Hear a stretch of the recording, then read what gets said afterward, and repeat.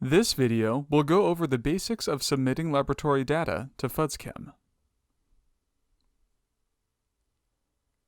After data analysis is complete, the lab will submit the data and a laboratory report PDF. The USACE requires labs to submit their laboratory data in SEDD 5.2 format, Stage 2A. The data specification for SEDD files is found on the EPA website. FUDSChem recognizes the different nodes in a SEDD file and extracts the information into data tables to generate reports. Therefore, it is important that the SEDD file have the correct structure and use valid values that FUDSChem can recognize. You can reference project-specific valid values and SEDD-specific valid values within FUDSChem. Under Reports, Environmental Setup Reports, we can find valid values for your analysis methods, preparation methods, and analyte names, as specified by the EQAP. You will already be familiar with these reports from your review of the EQAP during the lab acknowledgement step. For more information, refer to our EQAP lab acknowledgement video, linked in the description. Valid values for additional SEDD elements can be found under Reports, ADR and Submission Reports, Valid Value Lists.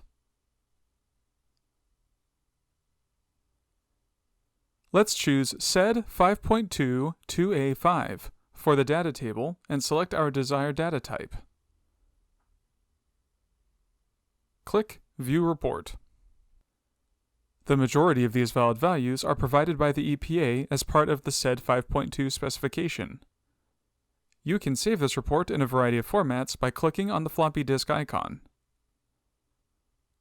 Along with using valid values to create your SEDD file, you will need to make sure to use the sample IDs from the chain of custody. The contractor will digitize the COC into a ChemField file in FUDSChem. If there is a mismatch between the sample ID they entered and the sample ID you use, you will get an error. If handwriting is unclear, reach out and confirm the sample ID to avoid running into errors later on. Finally, be sure to include as many significant figures as possible in your SEDD file. This will prevent issues due to rounding. Once your SEDD file is generated, go to Tools, Data Submission. Make sure to choose the correct project and event. Since FUDSChem compares the lab data with the digitized COC, both files must be submitted to the same event to avoid errors. The project and event should be clear from the information on the COC. If not, ask the contractor. If you load the data to the wrong event, delete the file. Leaving the file there and uploading a new version to the right event may result in the system flagging an error for duplicate data. Once you are in the right project and event, choose the data type of Laboratory SEDD 5.2. Choose Upload File. Be sure to check the Process with ADR box, so the system will automatically run the Internal Automated Data Review, ADR, as soon as the file is certified. If this box is not checked, the ADR will not apply qualifiers, and the validator will ask you to re-upload your file with the box checked.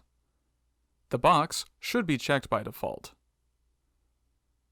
For an example of when this box will not be checked, please refer to our Best Practices Loading Historical Data video, linked in the description. Select the file you want to upload.